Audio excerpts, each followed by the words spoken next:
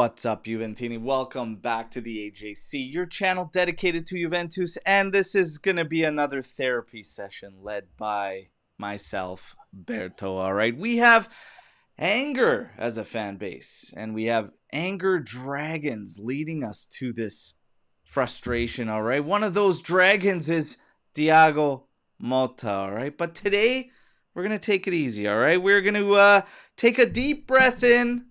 Allow yourself to exhale, all right? Release any tension that you might have. And it's going to do absolutely sweet fuck all because we're so fired up and we are going to probably let it all out right now today, okay? So let's get into it. And I've got Trim with me, ready to tackle everything. The news is coming out fast and furious right now. We will get into that. Trim, how you doing, brother? Oh, it could be better. Of course. Late start today because I'm working on call. So not only do I have to be at a moment's notice out and working for people, doing what I do, I managed to get away for a couple hours yesterday mid-afternoon my time and had to watch that bullshit. So yeah, that's pretty much how it goes. There you go. There you go. Just like that. And today we do have a special guest, all right? We're happy to have Nick Rossi join us, making his AJC debut. I wish it was under better circumstances, brother, but we are very happy to have you on, and we do have a bit of a tradition, of course. We like hearing about new guests, how you became a fan of Juventus, and this is a very talented Juventino, everybody, and I'd also like you to take the opportunity to plug what you got going on musically, man. So fire away, Nick. Yeah, I'm happy to be here. So thank you again. But yeah, my Juve journey started, I guess, when I was, I don't know, probably like around 6, I would say. Big gamer growing up, so I was playing a lot of FIFA. My brother and my dad, and it's hard to remember exactly what was going on back then for me, but I just remember liking black and white stripes in the jersey for starters. Fell in love with Del Piero. He was my favorite player growing up. So that was probably the biggest influence on me being a Juve fan today. But yeah, I just stuck with him since then. So Del Piero was the guy for me. Love it. The guy for many. The guy for many. Beautiful stuff. Oh yeah. And let's take a chance to plug what you got going on. Yeah. I actually have I'm a musician. I make pop punk music, rock. It's all over the realm of rock, really, but more so pop punk. But I have a new song coming out on the 21st called Fino alla Fine. So if you guys are interested in checking it out, it'll be out on the 21st on Spotify and Apple Music and all that stuff, the good stuff you listen to music on. Be putting up some lyric videos and some other cool stuff. So just keep an eye out, I guess. But I'll be posting a bunch of stuff about it. And yeah, it's a song I think a lot of us might need right now, I guess, in a way. Yeah. I think the you team might be needs right. it a little bit. The players themselves. But yeah, just keep an eye out for it. It's there you go. fun There you song. go. And yes, we will associate everything linked with Nick on the show in the descriptions after this is all posted out there and where you can find them. So yeah, we're happy to have you in here. Now, we got to get to the business at hand, everybody. News headlines. We're going to talk about the news headlines, all right, because they're fast and furious. Motta, apparently safe. For now, contradictions. Some outlets are saying that he is safe until season's end. Others are saying that it's not decided just as of yet. And even though there's barely any matches remaining, something could happen. One of the names coming up is Igor Tudor. All right. And I'm talking about like the rumors are all over the place. We also heard Chiellini stepping in until season's end. And it's gotten to the point where you're looking at other coaches, Conte, Gasperini, and De Zerbi. De Zerbi being listed. You know how I feel about that one, all right? No thank you on De Zerbi. It's ugly out there right now. And everybody's asking, is that what happened yesterday? The final nail in Thiago Motta's coffin. All right. Well, we're going to get into it. We're going to get into it now, okay? We're going to talk about this match. We're going to recap everything real quickly and then get to all of this aftermath, all right? And Forza, you were saying De Zerbi would even be a step down from Motta. Yeah, that's saying a lot, all right? Saying a lot right now. We're going to get into this, okay? So the starting lineup that we had for yesterday's match, Di Gregorio, Weah, Gatti, Kelly, Cambiaso, Locatelli, Thuram. Kenan Yildiz was able to hit that starting lineup despite the doubts, the high doubts. Then McKennie continues in the 10 spot. Gonzalez out on the left and Kolo Muani starting things off up top. All right. What did you guys think about that lineup? Because obviously neither one of you was with us for the pregame show and everything. So I just want to get your quick thoughts on that starting lineup going into this game. And we're going to get Nick's thoughts to kick this one off. So what did you think about that starting lineup? Like I said, man, it seems to just be different every game. Slightly. I think it was okay overall. Thuram and Locatelli for me are the two that should always be in that pivot. I think Kalulu should have started with Gatti. I don't know. The back line has been probably the worst, most inconsistent part of this team.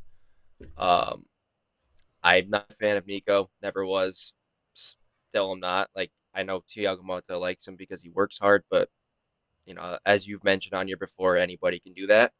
Yeah. He doesn't really bring much. He's a defensive winger, but like, who wants that in a team where we struggle to create anything or create any sort of chances? We had one shot on target in the 88th minute. Yeah. I think that was it, right? That was the only shot we had on frame. Yeah, I think we finished with two big chances, one of them on target. Yeah. Maybe two on target, but only one big chance that hit. It's pretty bad. It's pretty bad. Yeah. So there was just, I don't know, man. There's just, the lineup looked okay to me, I guess, for the most part. Yildiz starting, I was like, all right, cool. Like, I saw that he was having some issues. Not really sure what was going on with all that, but I'm glad he was starting when I saw the lineup. But my God, when that game started, it just was like, was this the lineup we should have went with? I don't even know what we could have really changed. We were missing, Conceição still out. Other than that, I don't know. Like I said, Kalulu with Gatti is always my go-to at this point.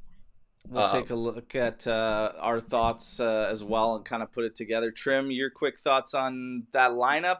What you liked, what you didn't like, maybe? Yeah, so short and sweet. I agree with Nick in regards to Kalulu. I would have preferred him to be in there instead of Kelly to pair with Gatti because he looked pretty good when he came in. Yildiz, to me, looked like he was playing with a fucking diaper on yesterday. I don't know. And you start this guy from the hop. Me personally, didn't like it at all, especially the way the game ended up going. I don't know what Mbangula's got to do to get in there. Nico Gonzalez, same thing. I didn't like the signing in the summer. Thought it was a little unnecessary considering all the players we had in that position. He has literally done nothing. Scored a goal against PSV, and that's about it. So, yeah, those would be the changes I would have made. I took when we're talking about this lineup, McKennie, I didn't think was going to come up with the shortcomings that he does carry as much in this game because I thought it would be fairly wide open and I didn't think we were going to struggle for space that much, but he did struggle and the adjustments never came.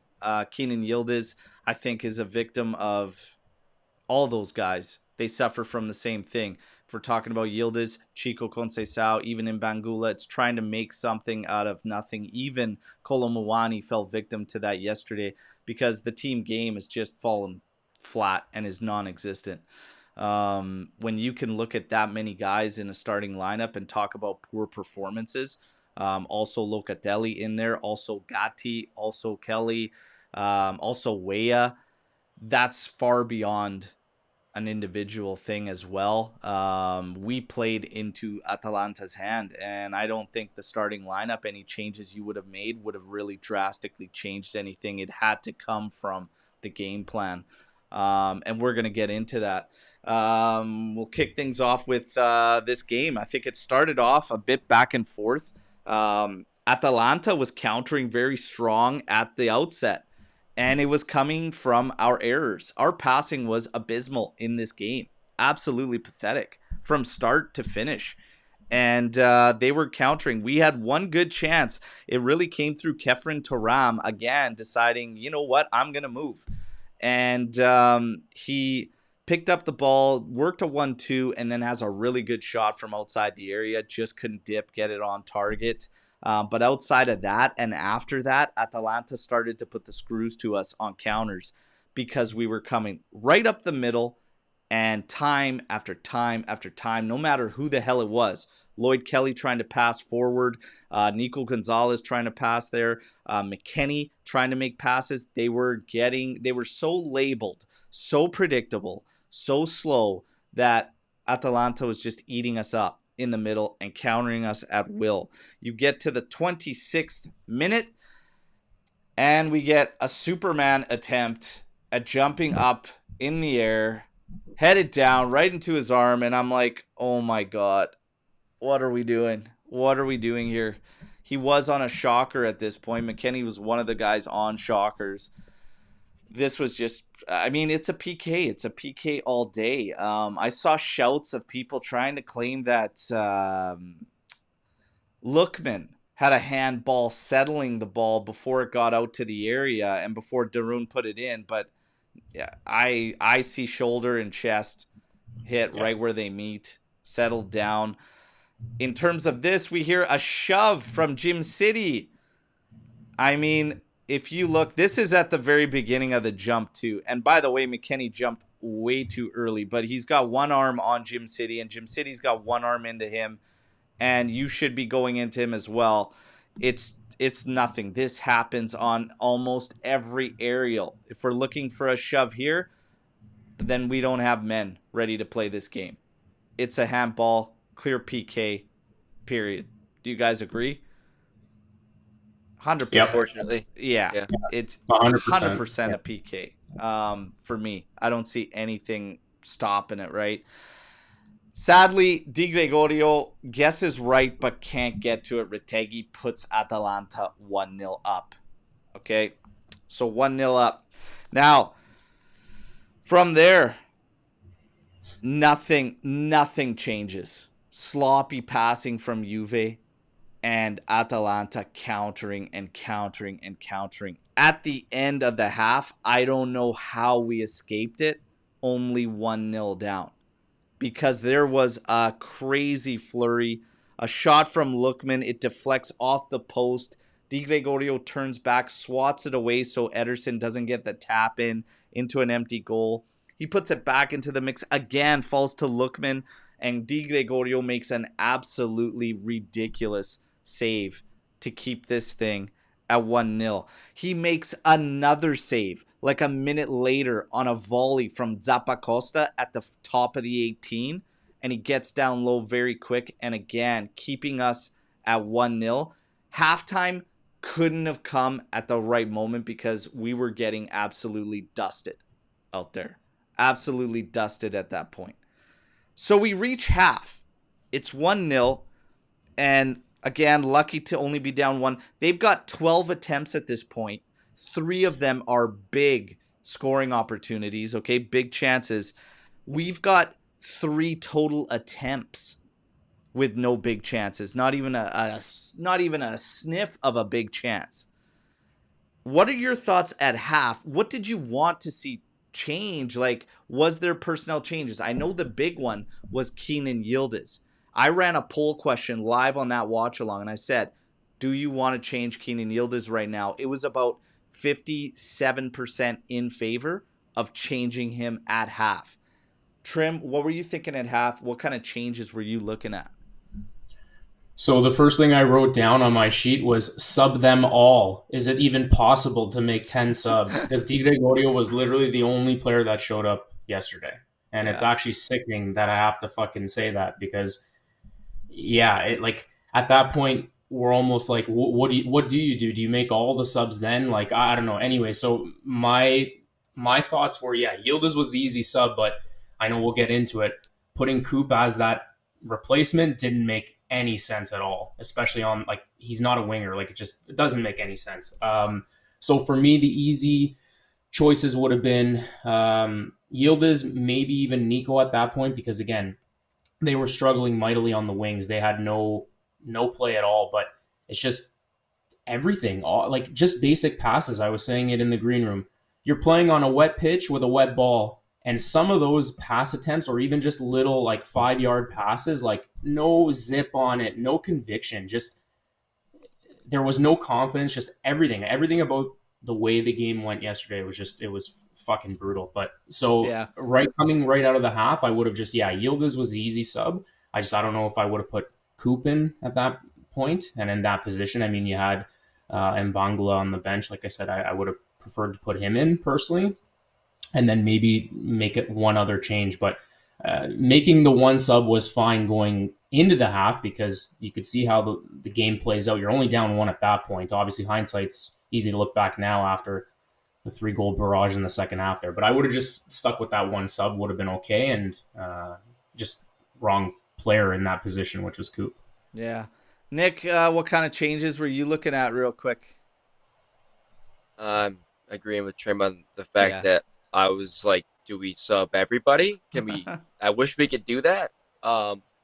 Dude, I don't even know. I know Yildiz had a very, very, very bad first half. I looked at my dad after the half. I'm like, there's two things that are going to happen at halftime here. Yildiz or McKennie, one of them are getting off the field. McKennie played the whole game. Ended up playing the whole game. But I had a feeling that it was most likely going to be Yildiz, unfortunately. I would have switched Yildiz and Gonzalez on the flanks. Yeah. He was on the right. He doesn't belong on the right. He belongs on the left wing. Gonzalez shouldn't even be on the field for me. I think Mbangula for him, and then flip him and Yildiz. So Yildiz is on the left, Mbangula on the right. I think that would have been a little bit better for me. But at that point, like you said, too, the passing was just so bad. I don't even think anything would have saved them yesterday.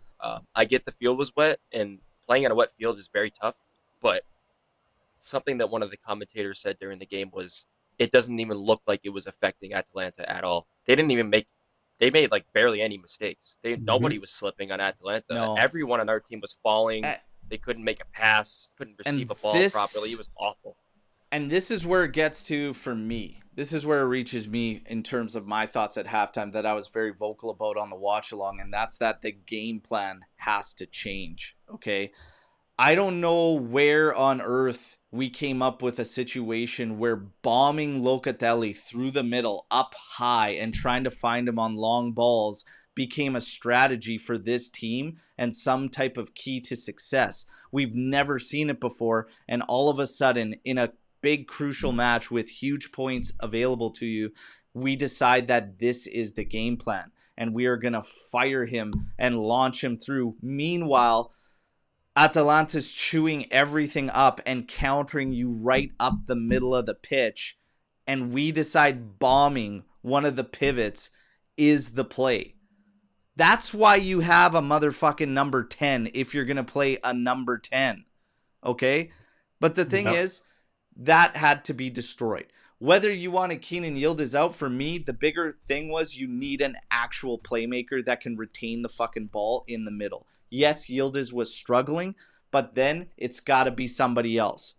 Or you scrap it and you go to your flat three midfield, but you still need a driving force out of the midfield. That means that all of a sudden Kefren Turam needs to get way up there. But I know he's not going to do that because he's scared. He's scared because of Atalanta's countering.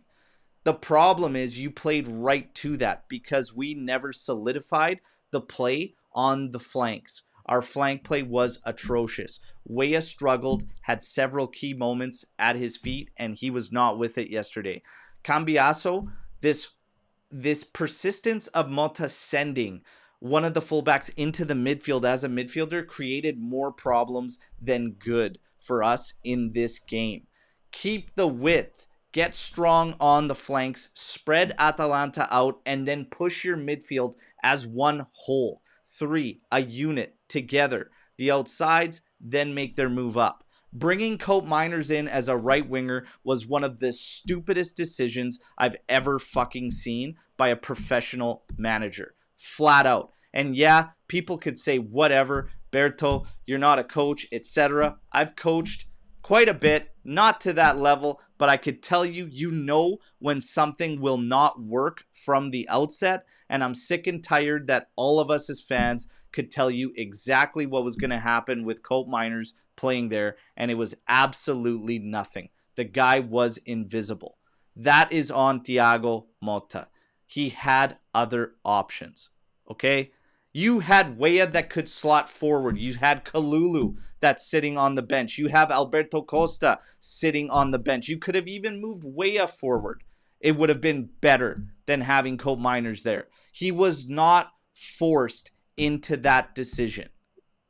It's absolutely brutal.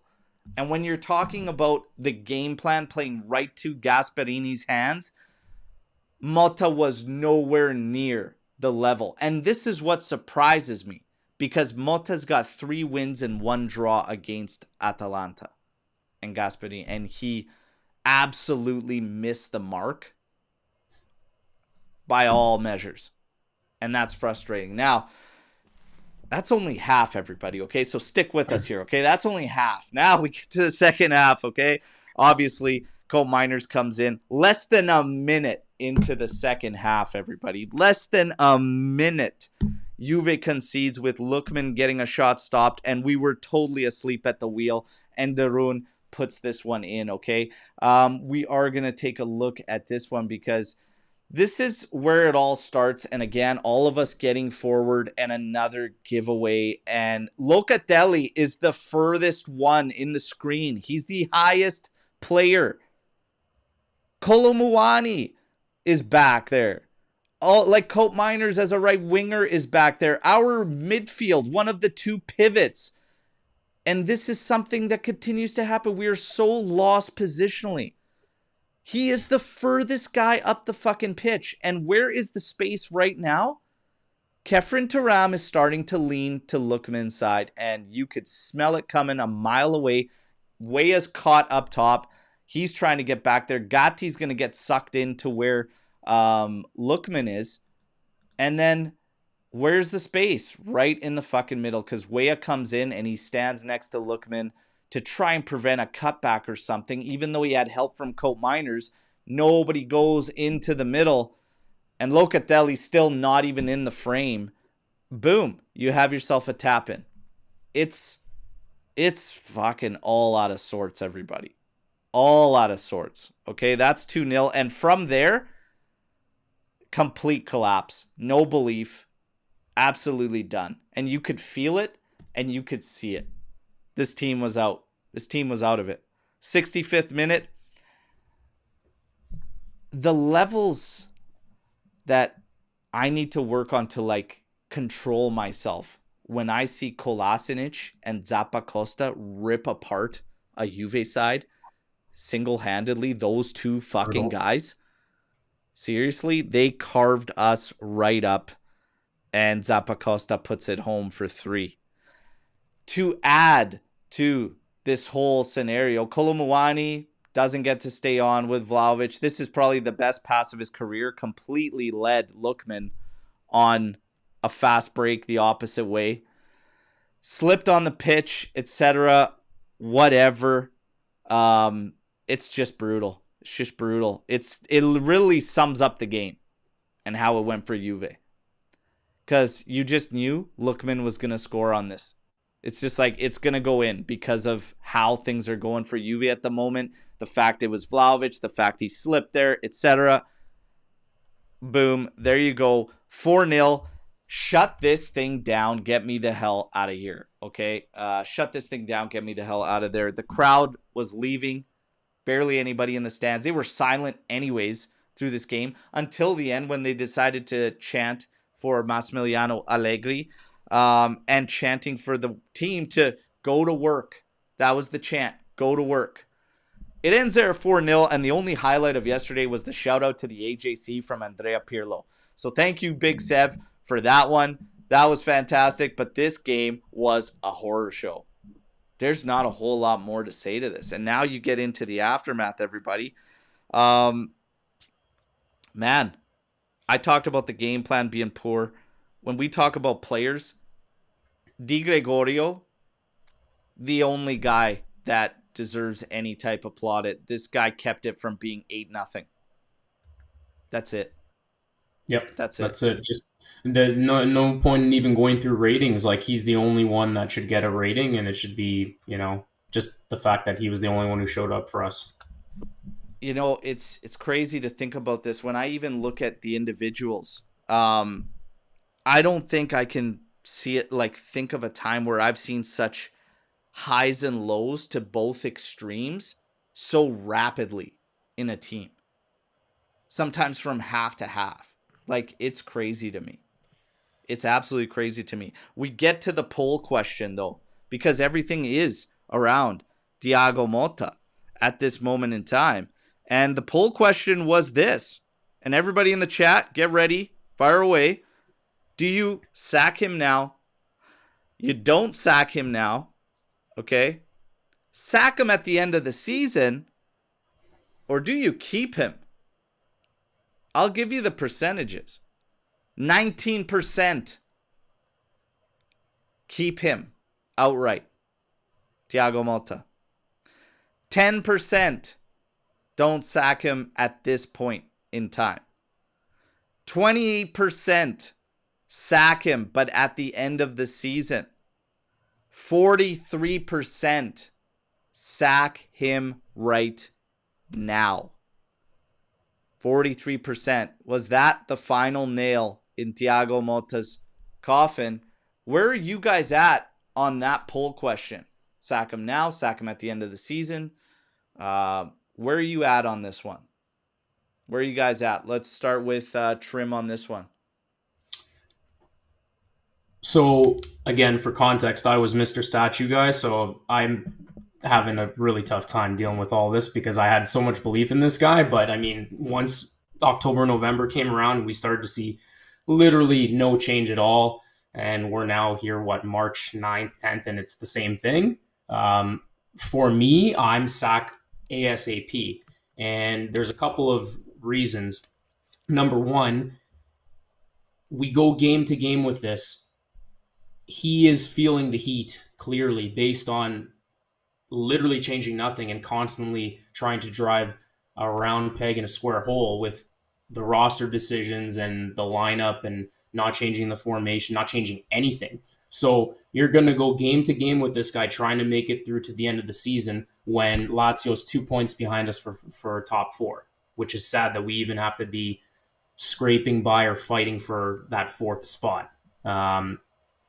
Yesterday was the final nail in the coffin, you could say. But I mean, for me, I've been seeing it for at least the last month or two that I would have been okay with even doing it earlier on to try to salvage whatever little bit of season we have left. So that's number one. And number two, to the people who are saying to wait until the end of the season, I would just like to know, what is the reasoning behind that? Because again, like, top four is in jeopardy, whether you want to believe it or not. I don't want to hear this bullshit that, we're Juventus, we're better than all these other teams, there's no way they're going to let this slip. Like, this is a real thing, like a legitimate thing where we're actually going to possibly miss out on top four. You can't start fucking around. Like, we've already dropped so many points to this point. Again, you're playing with fire right now. So for me, I don't see him how he can pull this out. I really don't. Like, the players are showing it on the field.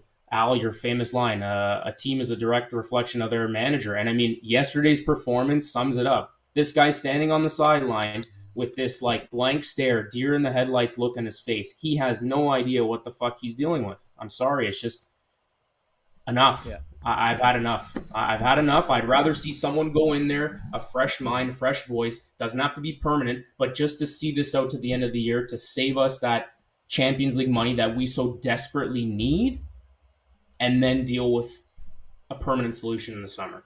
Yeah. Trimmy's hot, and I like it. Yeah. I like it. Yeah. Nick. Yeah. Sack him now. Wait. Where are you at? 10 games left.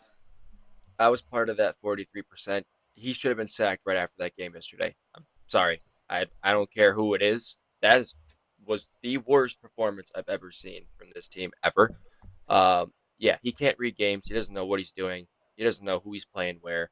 I don't know what the hell this guy says at halftime in that locker room, but every single game this season, it seems like we come out in the second half like 20 times worse. It looks like no one wants to be there. Nobody wants to play. We can't play. No one can play with each other half the time. It doesn't make sense. At least like I would cut him some slack if he was getting the team management part right. But every single game, I've been watching with my dad almost every game. We're both like, what the hell is this sub? He subs too late. His subs make no sense. Like yesterday with Coop at halftime as a winger, that was like I wanted to throw up. I almost threw up. Just looking at him getting warmed up, I'm like, please tell me he's not coming in for one of our attackers. Like I really hope not, and that's exactly what happened. He needs to go. I'm that sorry. disconnect that's there. I was almost at a loss yesterday during the watch along. I really struggled to like just gather all of my thoughts that weren't just like, I mean, we brought in Papa Gio, my dad, and he was like, when he's that calm after a defeat like that, you know, like I know it's gotten to the point where he's so pissed off that it's just like he almost is numb. And he's lost the fight to even get fired up behind these guys anymore. And that just really tells a story for me, because in a guy like that, that's watched that long, that's super passionate, is losing the fight. It tells me everything I need to know about this season, this team, and where it's going. If I'm talking about Thiago Motta, I'm going to start with this. Okay, and I'm going to bring up the tweet from Nico Skira, because this is something that's been stated around this guy for quite some time. Okay, so if you look at it, you've got being one-dimensional, always uses the same module, often fielding players out of position. We literally saw that yesterday. And some of the change, like Cope Miners as a right winger. What? Rather than adapting to who you have. A team without character. Yep. The only thing we've always constantly talked about this team is some fight back quality and the heart to be able to fight back. But you lose the fact that you're having to do that so often. So there's a fault in that as well. After 9 months, Juventus has no play style. And he's out of all key races. Yep. Remember, top 4 is not an achievement. That is the bare minimum out of everything this season. He has failed all objectives.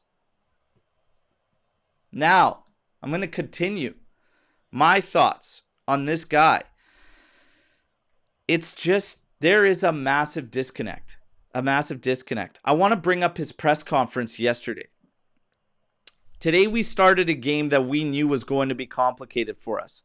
After the penalty, which was certainly debatable, it's not fucking debatable, Motta. Okay? It's not. It's not debatable. We tried to move forward, but they kept countering us. And you kept playing up the damn middle over and over and over and launching one of your 2 pivots higher than your striker. We are the second youngest side in the league, and we suffered mentally after the first goal. After a defeat like this, we were sad. I'm done with hearing about the youth and how young the squad is. You play like shit is the bottom line, okay?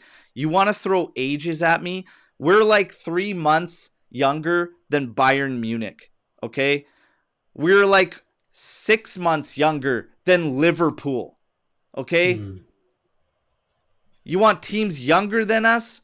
Barca is younger than us. That would wipe the floor with us if we played them today. Benfica, who slapped us around, younger than us. It's enough with this. Enough with this. PSV, by the way, way younger than us. Beat us. It's an average age. It means Nothing in the grand scheme of things. And I know that you want to point to in Serie A as a whole, historically, the teams with the older average ages win the Scudetto. But at the bottom line, does that mean that we want the expectations of Como that's got such a young side that we're close to? No, it doesn't change anything. This youth thing is bullshit. And the other thing is, too, he didn't want to use any of the experience. We sent guys packing for no money, nothing, no sense on the books because he didn't want to fucking play them. Rugani. Danilo could have still done a job on the outside. You make those calls, you die by them. I don't want to hear it. I don't want to hear it. Okay? I didn't tell you guys to build this team that's young just so you guys could throw it back in our face. It's nonsense. Then he continues, because he's not done there. The possibility of the Scudetto will now no longer be talked about it. Congratulations. Mm-hmm. Congrats, man. I'm happy that now you don't have to hear about that. And now that I look back to it, why on earth would this team have any type of confidence or any type of belief when he never even wanted to acknowledge the fact that you're 6 points out? And I know from a fan perspective, and I saw this comment in one of our YouTube daily update videos, and this fan was right, because he said it's okay for us fans to say that because every time we get our hopes up, this team gets slapped. But as a coach, you're the one that needs to instill the belief in this team. And looking back, when he was never to do that, why would they have any sense of belief? Why would they have any sense of fucking belief when one of the president is fucking sleeping? He looks like a drunk nonno during the holidays that can't keep it together in a chair. This is the president of Juve during the biggest defeat at home in like 70 years. I'm sorry, but to me that looks like a guy that's never played, because I'd fucking rip my jacket off. I'd be fucking losing it, and this guy's just fucking sleeping. Remember Pavel Nedved that took flack all those years? He was one of us living there in the stands. Yeah. Yep. Give me guys that give a shit all day, every day. This Panda Bear can take his banker buddy and they can both get stepping, okay? When it comes to Thiago Motta, he continued. He wasn't even done there, everybody, okay? Wasn't even done there. It's a defeat like any other. Gets worse. No, it wasn't. It was not. It literally wasn't. That's crazy. What a fucking idiot. It's a defeat like any other. No. I need a fucking towel for all the tears that are fucking flowing here from the beginning of this press conference. Holy fuck, man. Ciro Ferrara comes out and states, when you are at Juventus, you have to be obsessed with winning. That is the goal. The thing about the young players is an excuse that doesn't hold up. In fact, if you are young, you have to understand quickly how things are. The mistakes today were not even made by the young players. He's spot on. Because it wasn't the young guys that were making the majority of the mistakes. It was the older guys. It was the guys that this team needs to lean on. And it's crazy. For me, he is a one-trick pony. And that one trick ain't that great. And he's showing it. He's not ready for this thing. He's just not ready for it. The argument now I've seen it go back and forth. Do you sack him now? Do you continue? The thought is, if you're going to sack him anyways at the end of the season, why wait? The other argument is, and I've seen it in the chat here, what is an interim going to do in 10 games? Is it going to be better? Maybe not. Could it be worse? I don't really know. This is a soulless team. I mean, why wouldn't we be soulless? So the president. I don't even see a soul during this matchup. Just rip the Band-Aid off now. I don't know. Stop the bleeding. Here's my thing before I give it to you guys. if you're looking at this thing as Motta, in or out or whatever, I stand firm on something I said months ago when we were feeling the heat with Thiago Motta, and I said, if you make a coaching change now, the environment at Juve needs to change. That drunken nonno in the stands, okay, the panda bear, whatever the hell you want to call this guy, the whole environment needs to shift and change, and we need guys that actually give a shit. The books have been taken care of to this point. Now it's time to get back to where the hell we want to be and who we are. Because this is not Juve. And this is one of the weakest reflections of this club I've ever seen in my life. And I stand firm. It should not stop at a coach being fired. But Giuntoli, also not safe. And a lot of fans calling for his head. So where are you guys at? Should Giuntoli also be gone with Thiago Motta? Nick? Just clean house. Yeah. Just get them all out. All of them. Start from scratch. I'm just... The second that Thiago Motta was signed to be the coach, I was excited, I'm sure you guys were too, since what he did at Bologna last year was pretty incredible. The moment he started being like, I don't want him. I don't like him. Nah, I don't want him. I'm going to get all these random people I've never even heard of, ever, instead of these great players. We lost Chiesa, we lost Fagioli, we lost Rugani, like backbone players. I love Fagioli. I thought he could have offered something in the midfield yesterday that we didn't have. For mediocre at best.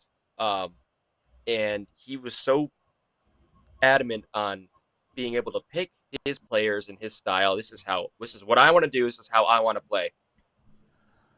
Okay, well, where is it? Where are these players? No one's showing up. Your style's not working. Nothing's working at all. There's no project. I don't see anything. You can't even fight. There's no fight. At the very least, if your system isn't working, the players should still, at the end of the day, just work hard. Just show some sort of fight. Defend, like your life is on the line. You just don't see any of that. You don't see it. It's just so sad. So the whole team aspect, it just needs to be rethought. He needs to go. Giuntoli, might as well get him out too. I don't think he's really done anything besides, like you said, settle the books. Like, sure, I don't give a crap about the books or any of the numbers. I know it's important. It's a business at the end of the day. But this isn't a team, man. It's just a bunch of players that are just put together and just like, all right, let's see what happens. I don't know. I'm not seeing any project. I'm sorry. All right. Trim, should Giuntoli go as well? So my gut's telling me no. I would at least give him one more manager based on the players that he brought in.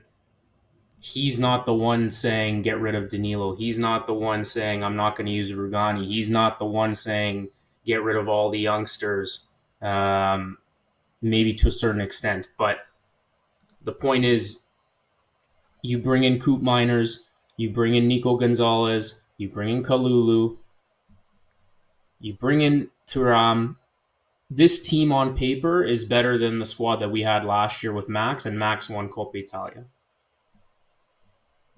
The manager's trying to, the sporting director is trying to appease the manager by giving him the players and trying to see out his influence and his thoughts throughout the season on game plan and how he wants to play. Giuntoli's doing that and allowing Motta to do it, and this is how it's going. So for me, Giuntoli should stay, bring in a new manager, and this is his last kind of opportunity. I know you're going to touch on it, Al, and your thoughts most likely about the book, so I don't want to really take that from you because I know that's your theory, or that's your kind of thoughts. But yeah, cleaning the books is a huge deal because that allows us to further get better and spend into this summer coming. If we were still in the negative, we wouldn't be able to spend. Furthermore, getting top four is mandatory in order to continue to improve. Otherwise, Europa League money, Conference League money is not going to get us fuck all. So Yeah.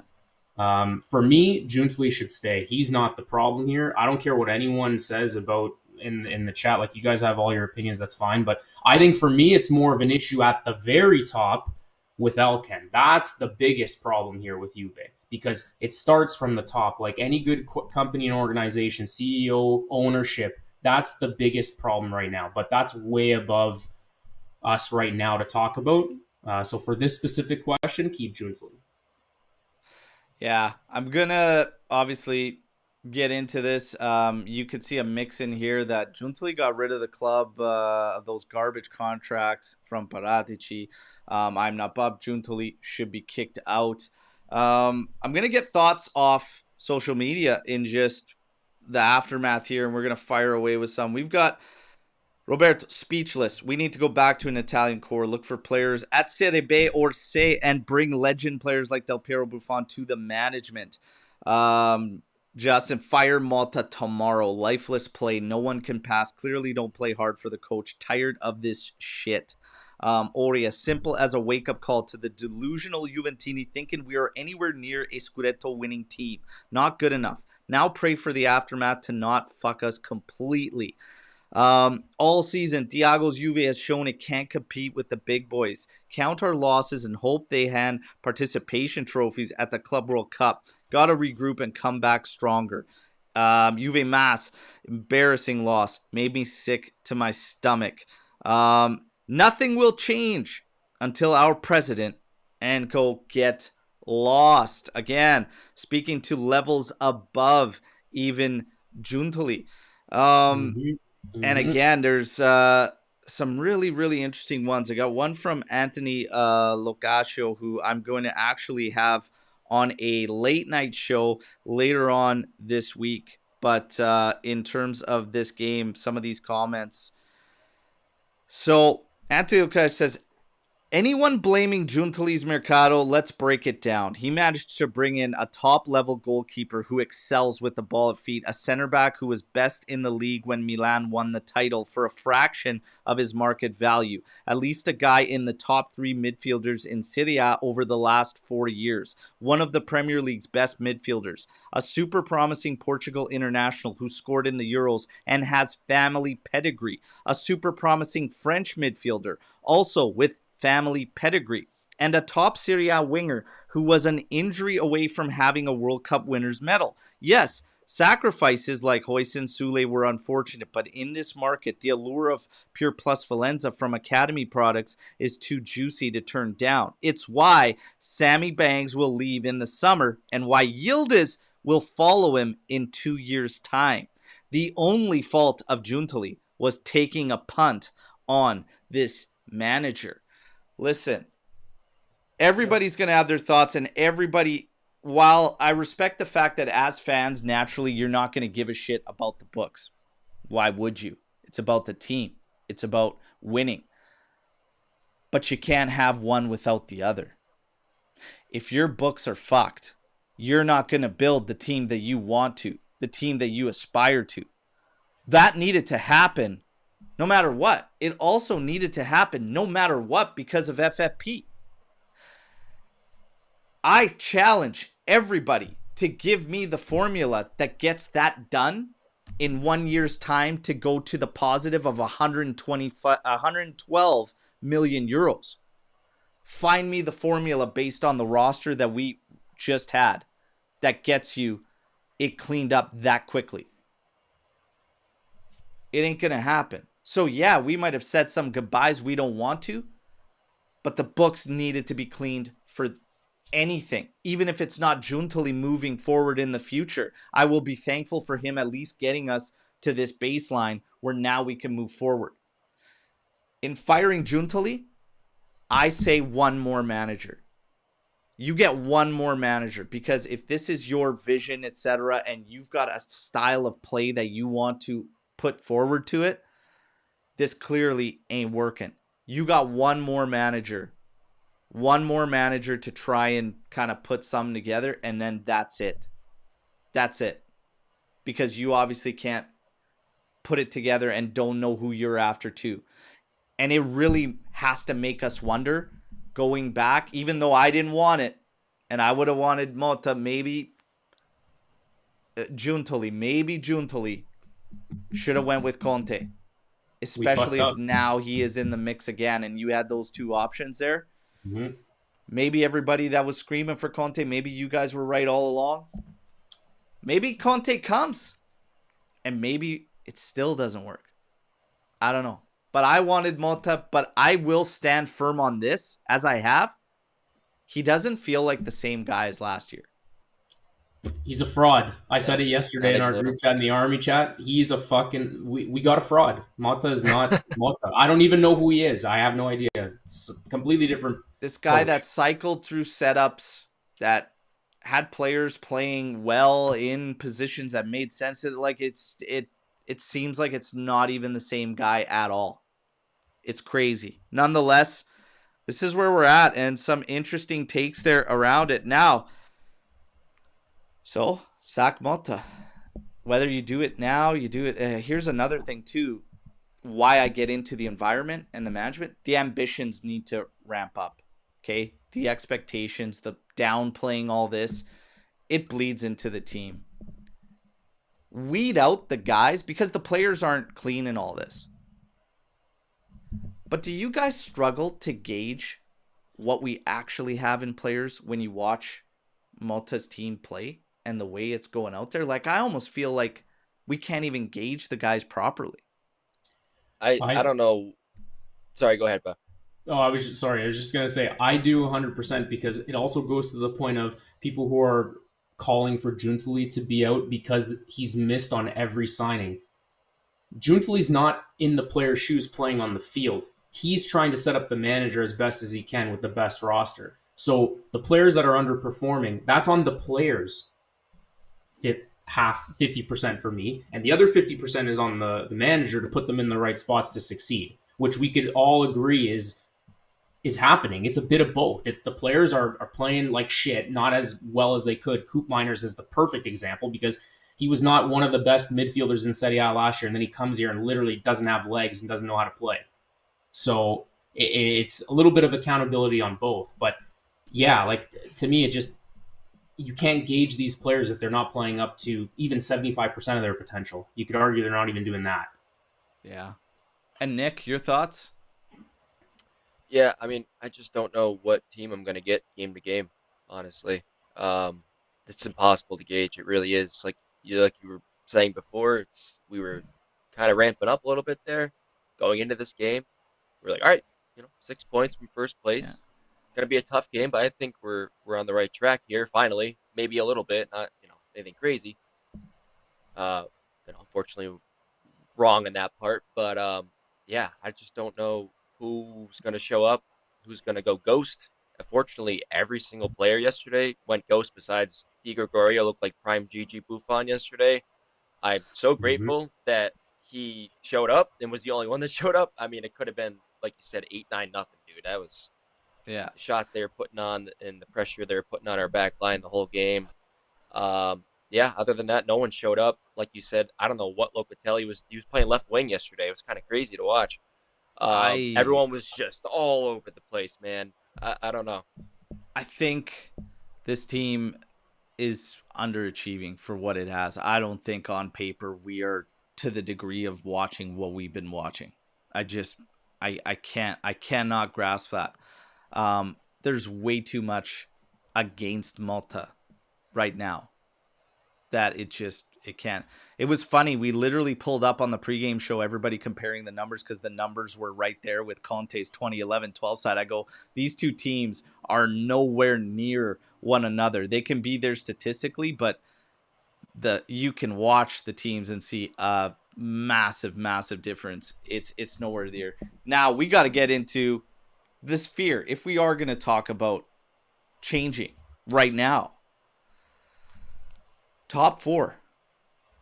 It's that battle mentally that the fans have. Those that believe, well, how do we want to risk top 4? Getting back to the books, that's a massive chunk of revenue that you need. And if you're looking at building a strong team, if you're looking at continuing that, you need that revenue or you're screwed. To go back to the argument about the books, if we didn't clean up the books like that and we still had problems and you lose out on top 4 next year, that would have been the ultimate disaster. So now it's actually manageable. You might have to sell an asset you don't want to clean this up, but at least you would be okay. But we need to get into top 4. Let's be serious. And this team should. Now, the argument is, man, it's not a guarantee that an interim comes in.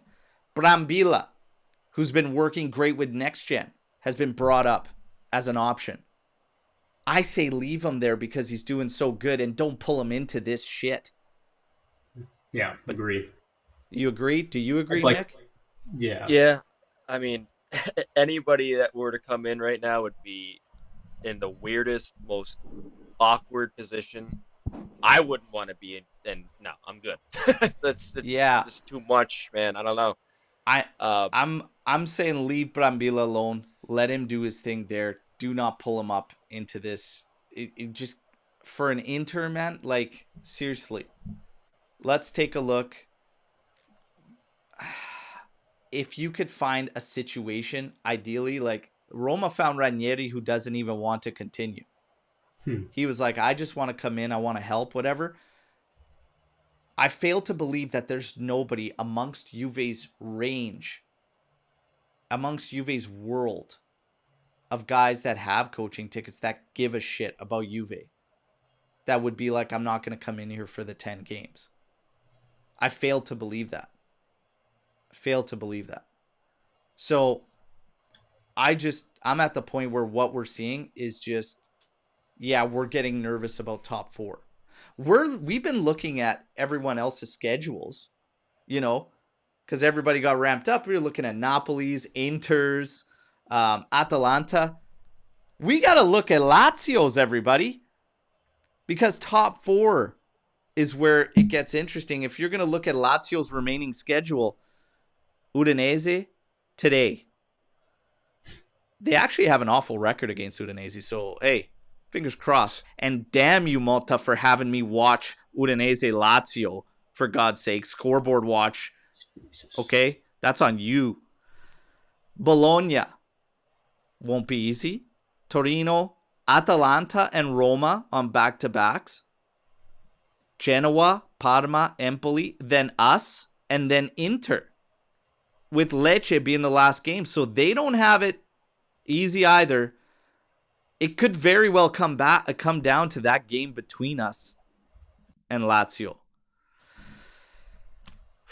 Whatever the decision is, things ramping up. And when it comes to old Giuntoli too, he might be measured on this as well, because if you had a moment to pull a trigger and maybe try to turn things around, if you don't get top 4, it's a big, big strike against all involved. So maybe Nick might be the one coming out right in terms of, yeah, you know what, clean house. But it's tough. Lazio, we got to watch out. They probably aren't going to go away. Some of the feelings out of the watch along yesterday were, you know what, it might come down to the final day. Let's see, everybody. Very well, good. Let's see. Let's gauge. I'm going to put out a poll question right now because I want to see where everybody is in terms of a level of confidence. But, Nick, are we getting top 4? I think, like you said, man, it's going to come down to the wire, the last day there. I would really, really hope that we do. If we keep playing like we did yesterday, probably not, unfortunately. We have to have some fight, man. We gotta compete to some level. If you want top 4, the players have to show it. I didn't see it yesterday. It didn't look like anyone wanted to even be there. Yeah. If we're gonna have that mentality, I don't know. I just don't know. I hope they can turn it around.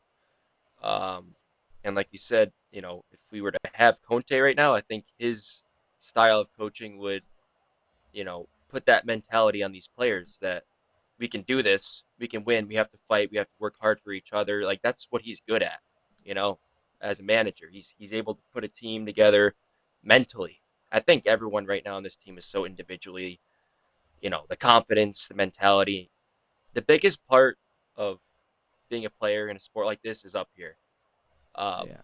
And you could see it. Vlahovic, I feel so bad for this guy because you can see his confidence is completely gone. He looks like a toddler trying to kick the ball. Like Yeah. I feel bad for him because he was what I think we signed him for was it 70 million at 90 first?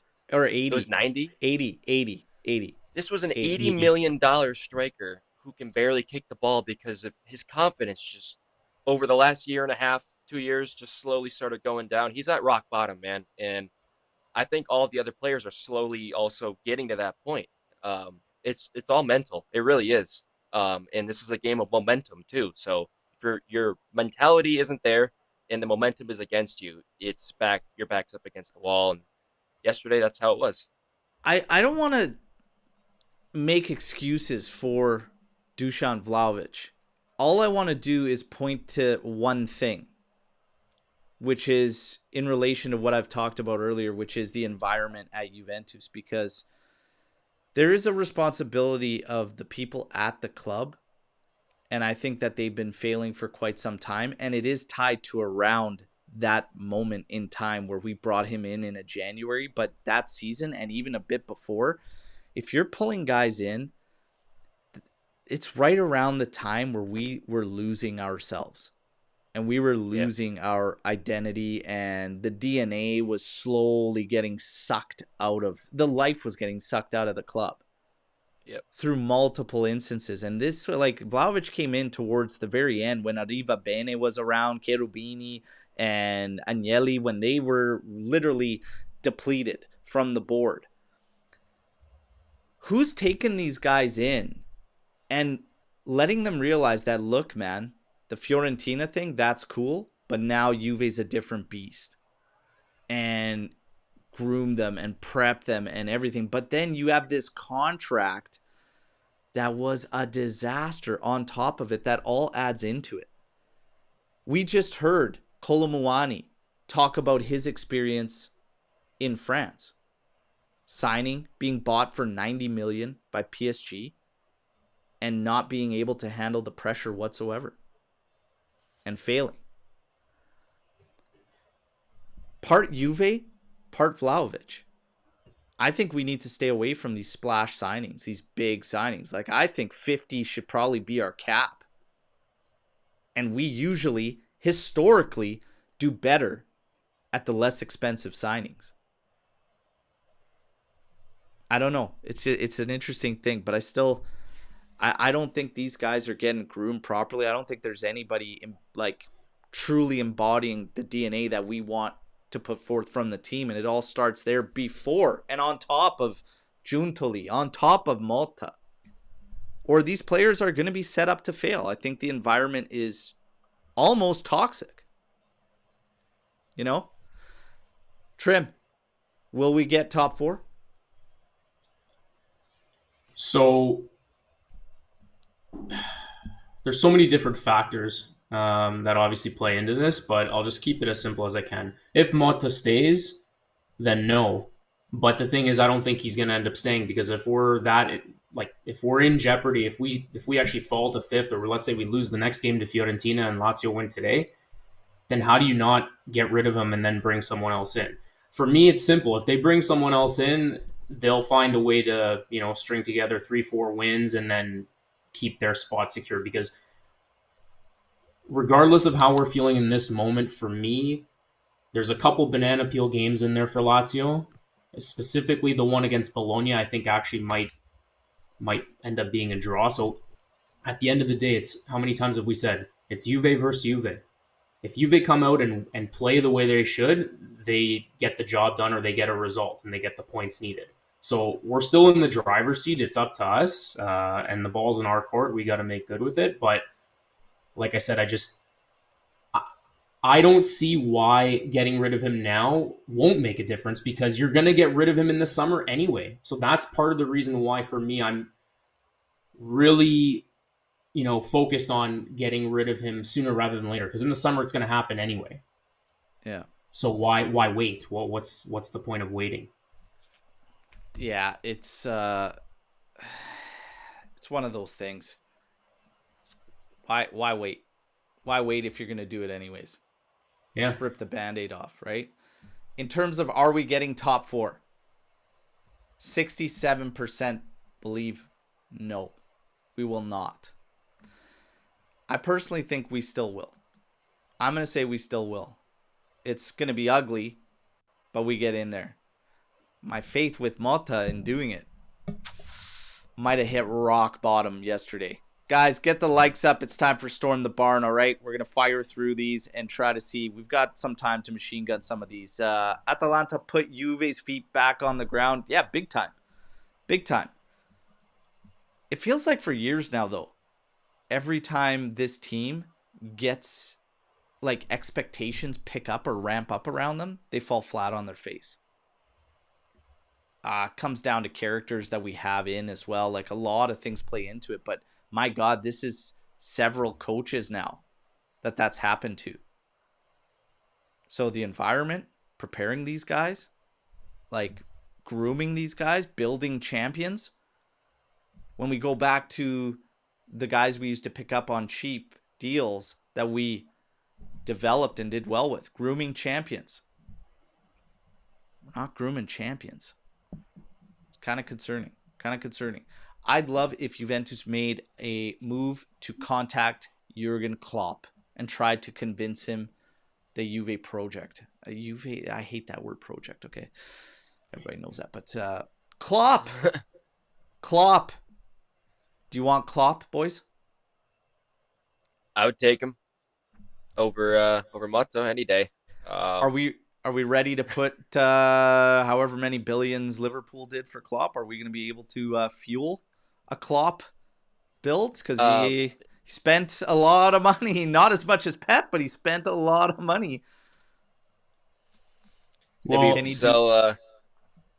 Yeah, Sorry.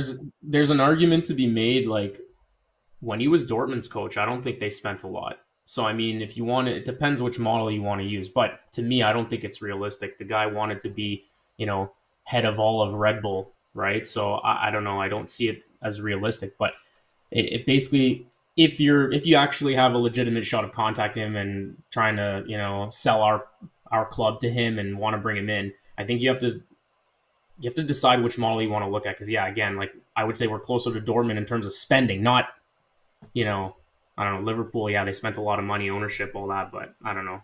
So, what's interesting that comes up here is that the comments immediately are about Klopp needing the time to get things rolling at Liverpool too. And then when we get into coach discussions here at Juve, it's come up with Thiago Motta as well. That said, what are we going to do for this coaching carousel? It's not right to get rid of a guy so quick. You have to give a guy a minimum set amount of time. I've always felt that's bullshit. That's complete bullshit.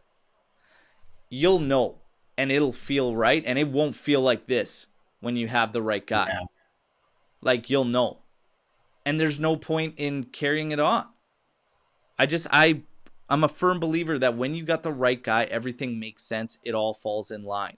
A guy that doesn't make continuous questionable statements in pressers, a guy that isn't arrogant, a guy that understands where he's at. It's like, it's shocking to me, this presser after yesterday from a guy that's played at big clubs.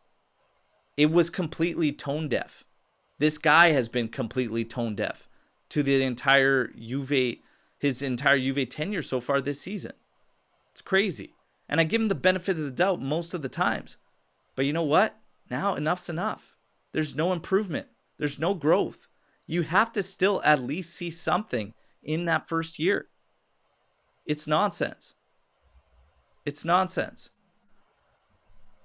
For me, you will know.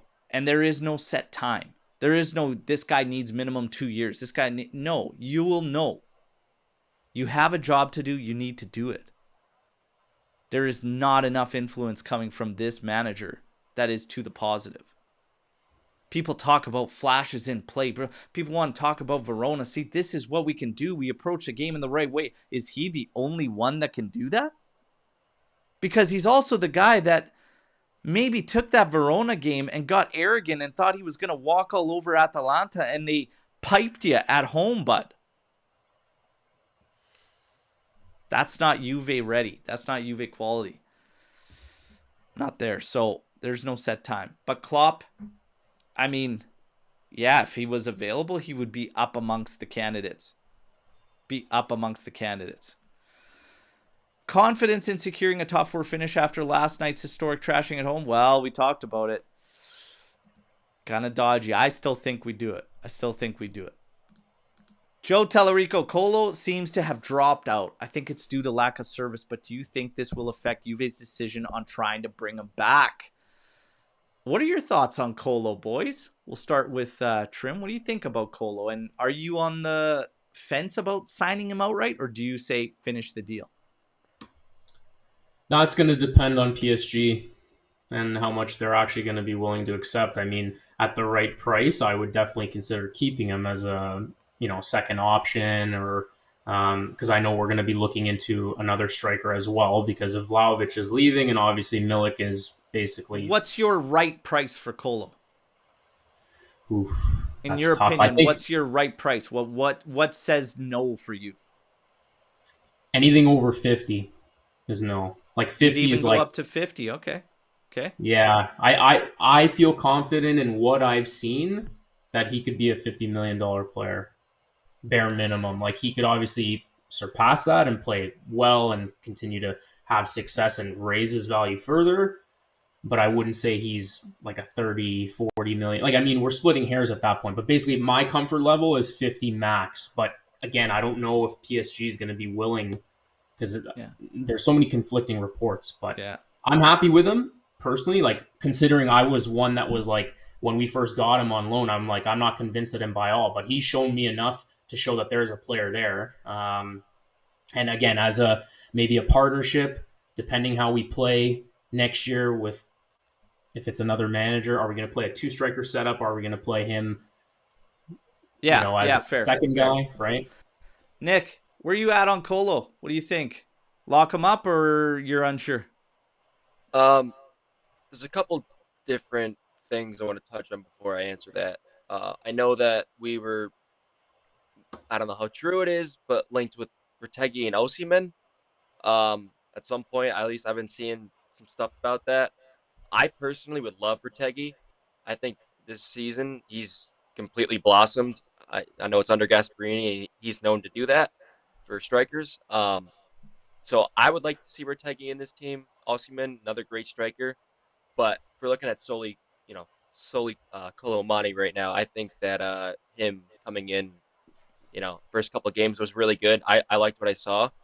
I think if it's going to come down to either keeping him, get rid of Vlahovic, maybe bring one other person in, I think we keep him. I think it might be, beneficial for us. He offers, he's got pace, he's got skill on the ball. He holds it up pretty good. Yesterday wasn't as great, but no one played good yesterday. Are you comfortable with 50 million? If Coop Miners was 50, 55, yeah, absolutely. I think, that would be a good price. But yeah, Coop Miners, Douglas Luiz, they were 50, 55. That's the bar we're setting then. Remember what I said just a few minutes ago about having a tough time gauging players with all this going on and how we play? He's kind of one of them. I was iffy with him at PSG, and I'm still kind of iffy. I say, what are the alternatives? What are the options? So even if we're talking 40, what's 40 get me somewhere else? Do we have a shot at Jonathan David on a free? Because I'd probably go that route first. All this matters. So I'm not completely sold on Kolo Muani. But again, I'm having a tough time gauging with what we're seeing on the pitch, sadly, from a team perspective. It's not all on him, and it's not all on a lot of these individuals. Look at the highs and lows we go through, guys. Like, one day Yield is, he's great, he's got so much potential. Oh, he's crap, he's garbage. Chico, fantastic winger, great dribbling. Oh man, he's so dangerous. Like, he's effective, he can burn guys. No, he's no good, not worth sticking around. Like, we're hot and cold. This season's been a yo-yo. It's been an absolute yo-yo. So really hard to guess. If we get top 4, personally, Alex Juve is 50-50 with it. With this weak form, no desire from players. Do we keep Motta? I say no. I mean, I think it's hit breaking point to where I wouldn't even do it if you reach top 4. It would take, and I was saying this even when we were 6 points out of the top and everybody's thinking about that. I said, I need to see almost lightning strike with this team because I need to see a complete flip. I needed to see like the Verona 90 minutes consistently to get myself to the point where I'm confident in doing that. And I'm not there. So I think you scrape through, and then what are the alternatives? I think it's time to get somebody with a serious resume to come manage this team. Guys, top 4, is that going to save him for you guys, or are you guys just cut the cord? No, yeah, I'm basically agree with everything you said. I don't think there can be enough done in the last remaining part of the season for me to say, like, to change my opinion. I think he needs to go no matter what. Yeah, I agree. I think if we saw some sort of glimpses of this is what he wants to do, this is how he wants to play, and the team was finally clicking, I would say, all right, like, I get it. Maybe we give him another shot, but I don't see it. We're in March. We have 10 games left, right? I think is it 10 or 11? Yeah, there's 10 games left in the season. I'm not seeing anything. I'm not seeing the project. I think we just cut the cord. Yeah, I think we're all on the same page here. Forza Juve. Oh, this is great. You get to bitch slap one person in the world in the face. There's no consequences. Can be a guy related to Juve or have nothing to do with football at all. Who are you choosing? Oh my God. Monday morning, free bitch slap. Who's it going to? This is hilarious. My head just exploded with all the options. Something not sports related. Jeez, like, okay, now we're getting a little off the board, but just Bonucci catching strays out of nowhere in the chat here. Oh no, poor Bonucci. Skanga catching a stray. Holy, wow, that's fucking funny. Jeez. Scangavino. Oh man, the false positives, I guess, catching Skanga with some slaps. Quadrado, Felipe Melo. My God, Materazzi all day, every day. Whew. Too many choices. Yeah. Too many choices. My issue. Motta does need a good one, but someone's got to do it. One of us has to pick Motta. Man. Well, I got one. I'm probably gonna go with Elkan right now because of my feelings right now at this moment. It's going to be Elkan. Yeah, he was going to be mine, so... you take Elkan. You take Elkan. Nick, you're going to go with Motta? I'll take Motta. Yeah. Man, then I'm going to go... No, you know what? You take Elkan, I got one. Okay. I'm going to say Max, and the reason I'm going to say Max is because he added in him to change the whole narrative and to change all this hatred and, how they were drinking the Kool-Aid, get Max out last summer. He could have changed all this. He could have, been less stubborn. He could have, not pushed people's buttons the wrong way, certain players that we had on this roster. And, he could have changed a lot of stuff. And we wouldn't be sitting here saying, oh, Motta this, oh, Motta that. Like, he could have still been here if he changed his ways. And he had ample runway and ample opportunity. He had 3 seasons to change. And he didn't. Just play a little more ambitious against those fucking bottom feeder teams. Just a little more ambition. Exactly. But, so you're gonna go with Max. All right. Yeah. I'm not gonna slap Max. Elkan though could use a slap. Motta could use a slap. But one freebie with everybody out there. I kind of still want to go back to Capello. For what he did with one of the best Juve sides I've ever seen and not accomplish shit in Europe, I kind of still want to slap that dude. Might be Capello. Might be Capello. We're gonna get to next one here, Tuna. We're gonna try and rip through some. Jokingly said on the watch along at half, Motta will play Coal Miners at right winger, and shockingly he did. What in the hell is the thought process from Motta there? I just think I see a guy that's lost. I don't know what it's been with Coal Miners, but I can't explain it. I can't explain that one. Too many options. Move way up. You got Costa, you got Kalulu, like Mbangula sitting on the bench that could play left or right as well. Like, it's just, I can't make sense of it. Guys, can you make sense of it? Probably not. I'm just trying to think of if I can think of a single game this whole season that Coop Miners played decent, like consistently throughout the game. I literally can't. Like, he just runs around in circles. I feel like, he's just always running around somewhere.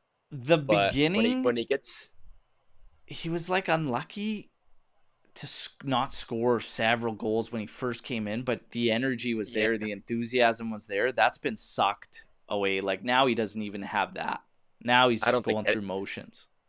Yeah, I feel like the energy and ambition was sucked from a lot of players. I think, even look at like Cambiasso, started off real hot. I don't know what happened. I think he had some sort of ankle injury or something very briefly. And it seemed like when he came back from that, like 2 months ago or something? He's had a million fevers. Yeah. So always got a fever. Yeah. Yeah, I don't get that. But I don't know. It just seems like everyone's declining slowly. But Coop Miners especially, it's just been all over the place, man. I don't know. I don't see. Mitch says, did you see any tactics? I just saw give Digre the ball and he kicks out the ball. Is that the tactics? I mean, our game plan was piss poor yesterday. We've talked about it over and over today. We played to Gasp's hands and Motta was completely outclassed and at home. Terrible. How's Motta still employed? Anyone doing this shit of a job at their workplace would have been fired months ago. Hard to say no. I mean, there was a time where people were talking about it earlier. If Motta stays, our top 4 chances are going to depend on performances of other teams. With Motta at the helm, we have zero impact on the standings. And there's a lot that feel that way right now.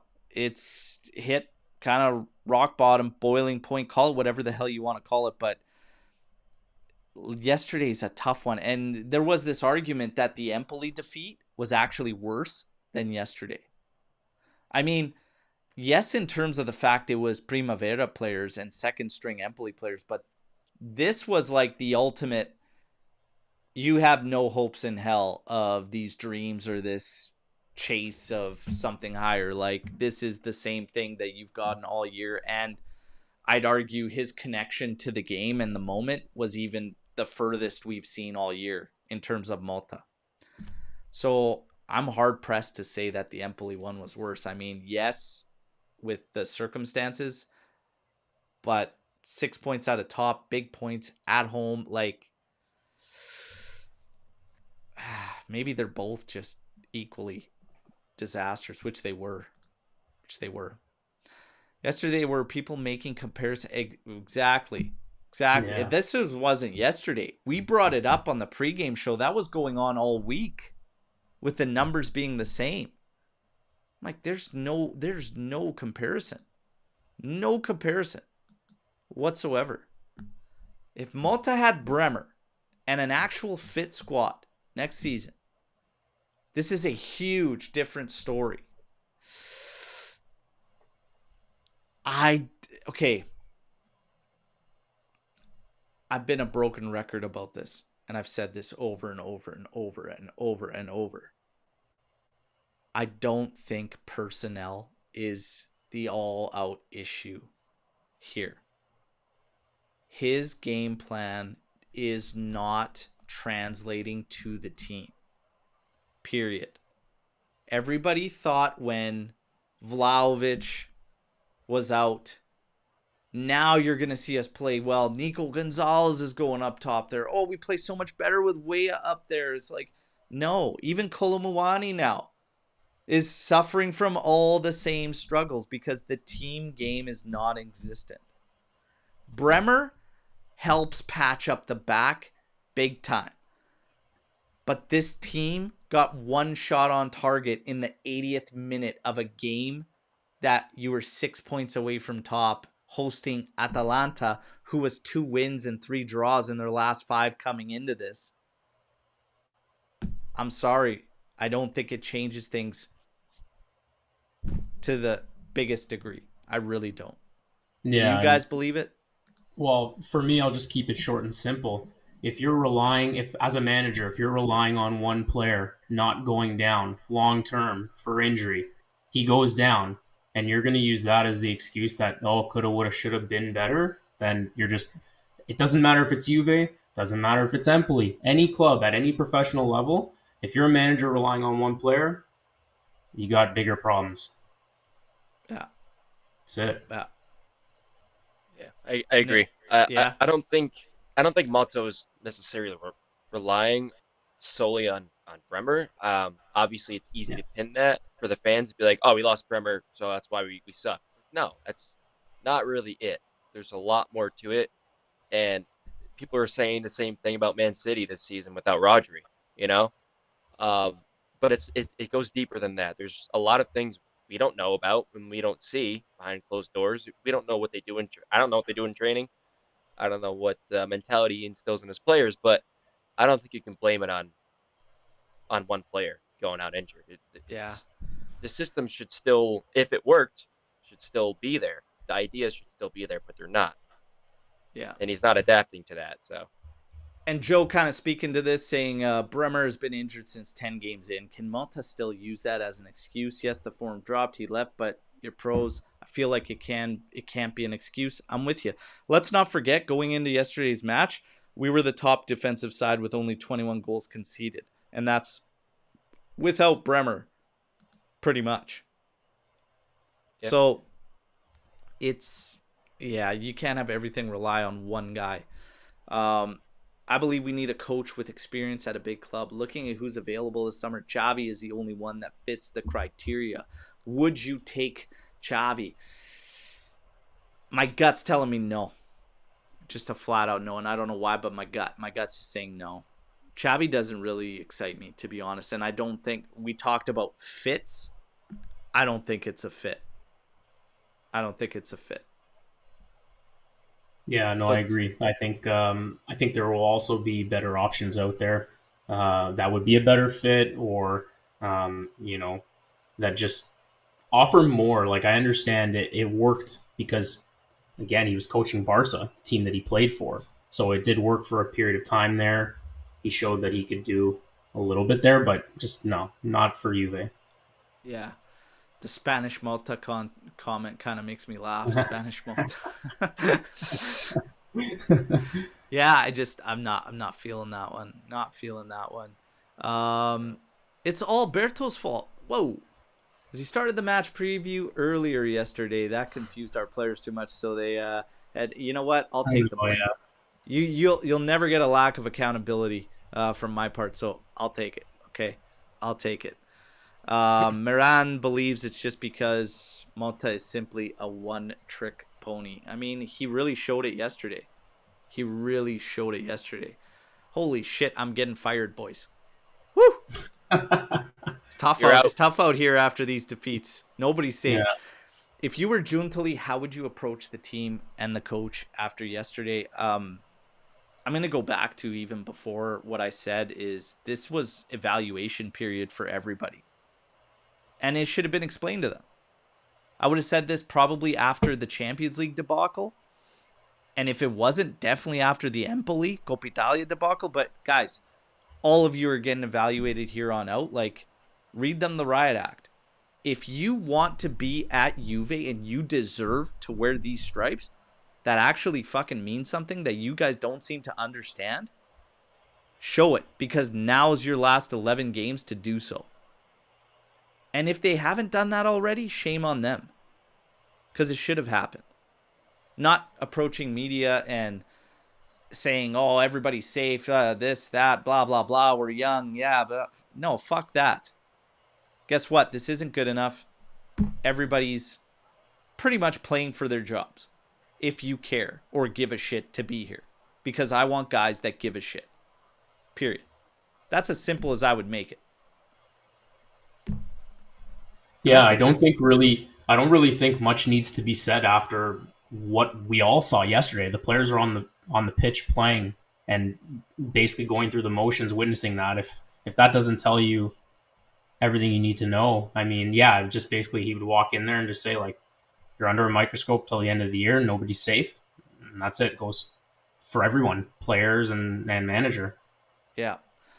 I got to say, and there's a bunch more, and Storm the Barns, but I'm going to leave you guys with some of the rumors, some of the things that are really, really picking up steam. Okay? Kenny D comes in. Do you guys want Agnelli back to Juve? Nick, do you want Agnelli back? At least he has the Juve DNA. I'd take him back. Trim, do you want Agnelli back? Yes, I never thought I would say it after how it all went down when he originally left, but I mean, Agreed. you can see the void he's left, and obviously John Elkann cannot fill that void. So yes, I'm gonna say this. I could see both sides of the argument, but if Agnelli came back and realized, like, he's probably better not being the face of Juve, because he is a visionary, and a lot of the shit that we, how we got out of the mess financially was from one of his brainchilds with Next Gen. First team in Italy to do that. He's always ahead of the curve, and he's ahead of everybody else out there. You need that on your side in some capacity. Does it come free and clean? Absolutely not, because he's got a lot of enemies, and it puts a target on our back. But to be honest, will the target ever really go away? I don't fucking think so. nope. Probably So not. at this point, give me the guy that will die and kill himself for the cause, and let's bring in some guys that mean something. So if Agnelli comes back, I need him to understand that you need to sort things out with the Ultras. The Ultras need to fucking smarten up too, because what they're doing's a joke as well. So they need to smarten up, get that in rhythm, and bring some guys in. He had Nedved in before, but like, you got to fix whatever the fuck has been going on with Del Piero that he doesn't want to get involved. Yeah. I agree. So I agree. Chiellini's almost there at the top. Form this squad, form this group over and above with the guys that mean something, that understand, that can let that DNA bleed down.